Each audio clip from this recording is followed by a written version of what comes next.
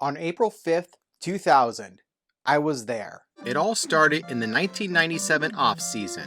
The Sharks had a rather decorated goalie that played 13 games with the team.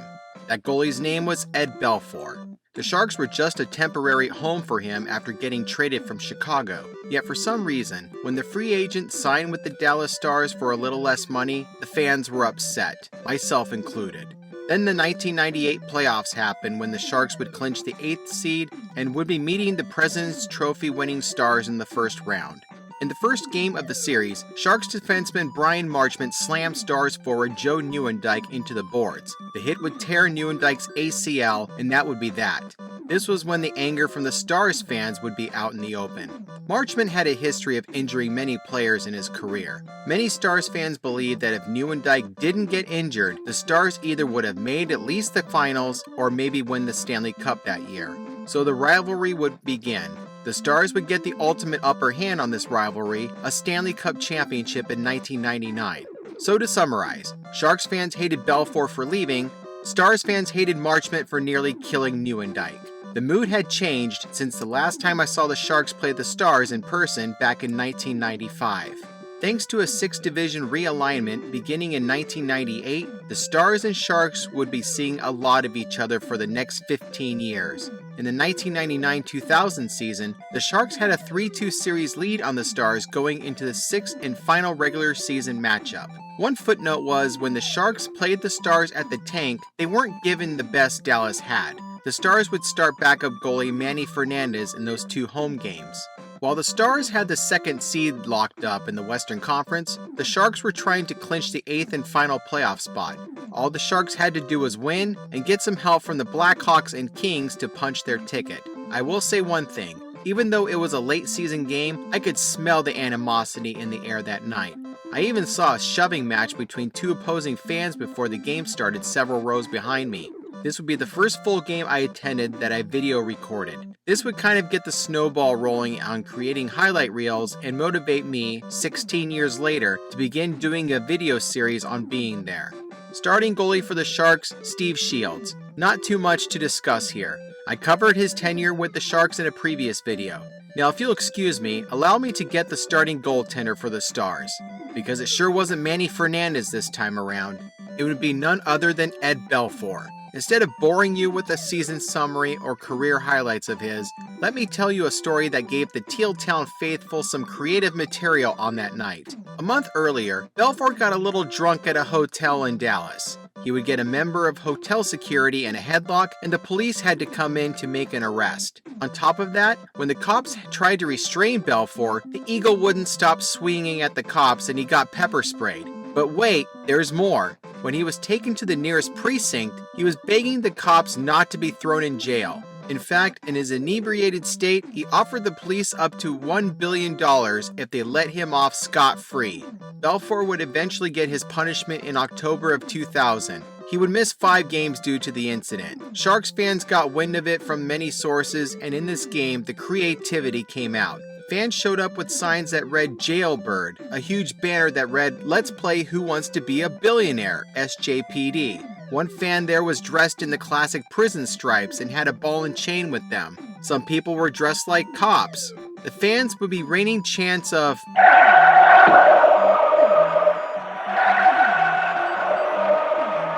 and I would join in with Jailbird, Jailbird. Yep, the former Sharks keeper was going to be in for a very long night.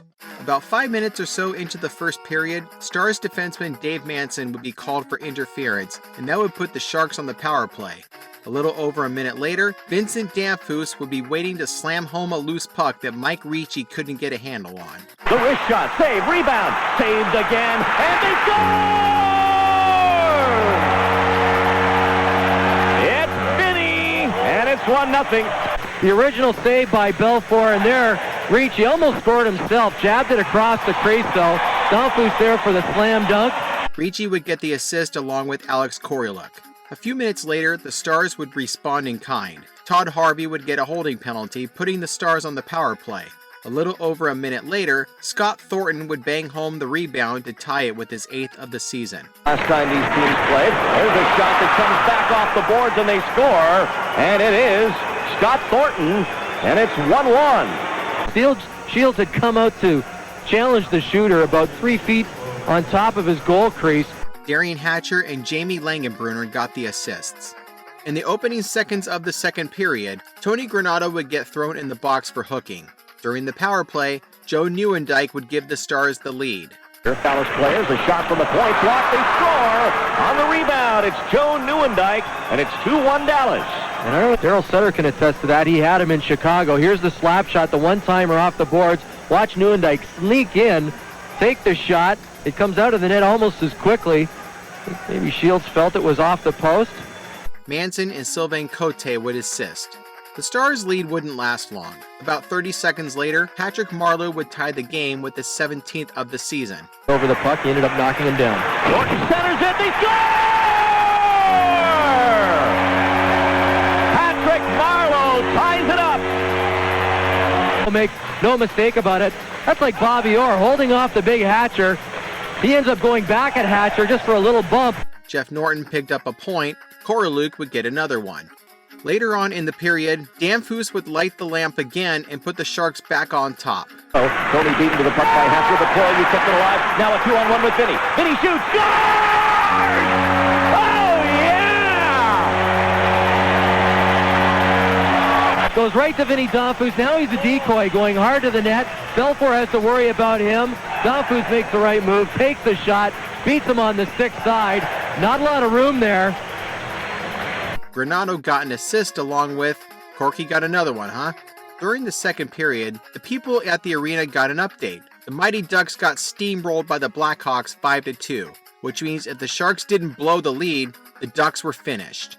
In the third period, the Sharks were going to make sure that happened. They were already on the power play when Cote was called for holding near the end of the second period. In the first minute of the third, Mike Keane would be called for holding, giving the Sharks a 2-man advantage. About 30 seconds later, the 2000 Sharks Team Rookie of the Year, Brad Stewart, would give the team some insurance with an amazing blast from the point. 5-on-3, here's Stewart, winds up, scores!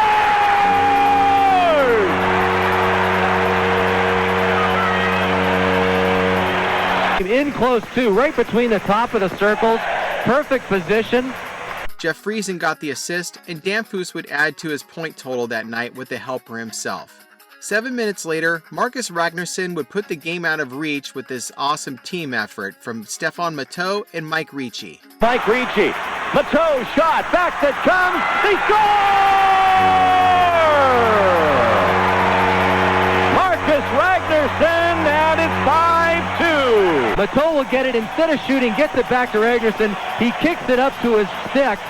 Great agility there from Marcus Ragnarsson. Gets it onto his forehand, puts it into the open net. Not much happened after that. Shields would keep the puck out of his net. Marleau and Grant Marshall got matching roughing penalties somewhere in there. Sharks fans were laying into Belfour hard. I was in section 209, and towards the end of the game, we kept reminding Belfour what happened a month earlier. Speaking of the end of the game, here's the end of this great night. Because during those days, the Sharks beating the Stars to a bloody pulp was always a good day. It was better when Belfour happened to be playing at the tank for that win. It was even better if one was there to see it. The crowd swelling now as they celebrate a very impressive win here over the defending Stanley Cup champions, who they might meet in a week in round one of the playoffs.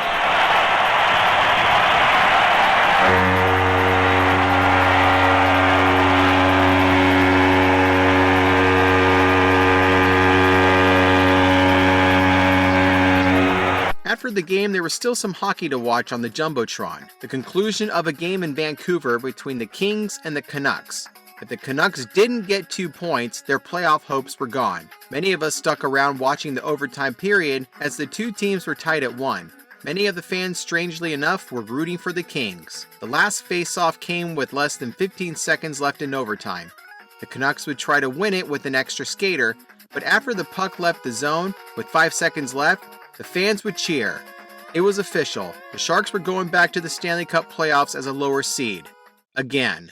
They would have a tall order in the first round. The St. Louis Blues, winners of the President's Trophy. They also went unbeaten against the Sharks in the regular season. In the first game, the Blues continued the ownage with the 5-3 win over the Sharks. Then in Game 2, the Sharks would finally push back. Even the Blues would help out when Mark Bergevin accidentally threw the puck in his own net during a Sharks power play in the first period. The Sharks won 4-2, and the series would be tied headed to San Jose. At the Shark Tank, the Sharks would earn the next 2 wins on 2 things: the crucial game-winning goal in the third period, and then keeping the Blues shut down until the end. The Blues were in trouble heading back home. In Game 5, the Blues squandered a 3-goal lead before the second period ended. But they did the same thing the Sharks did in Games 3 and 4. Come up with that big third period goal and keep the Sharks off the board. On Easter Sunday, the Blues would blast the Sharks and tie the series. Headed back to the Show Me State for a decisive Game 7.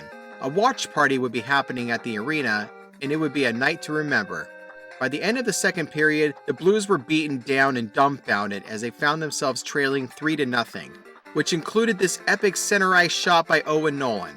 Nolan's got plenty of time, and scores! A shot from center! It hit Tarnigan went in! Owen Nolan! Even after a goal by Stéphane Richer, it was too late for the Blues.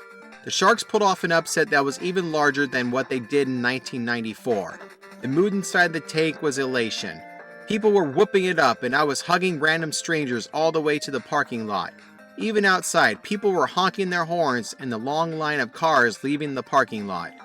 Every teal-bleeding Sharks fan knew who the Sharks would get in the second round.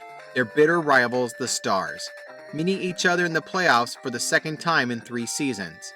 Either the Stars were that good, or the Sharks ran out of gas after that first round upset. The Stars would make quick work of the Sharks, winning the series in 5 games. I think the Sharks losing Game 4 was when the wind was taken out of the team's sails, because whenever Dallas scored, the Sharks had an answer. It wasn't until Joe Nieuwendyk scored late in the second period, then it was hopeless.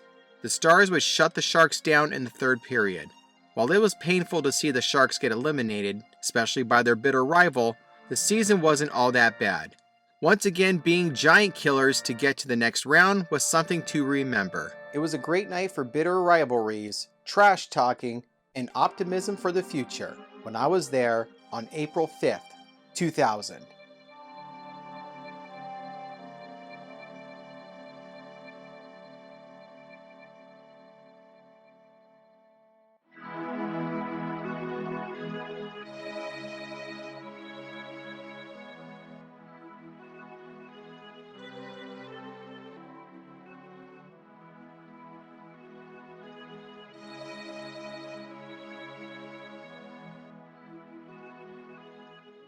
Have the lead for the second time in the game. They led 1-0 on the goal in the first period by Domfus, and they regain the lead here as the crowd gets on you-know-who.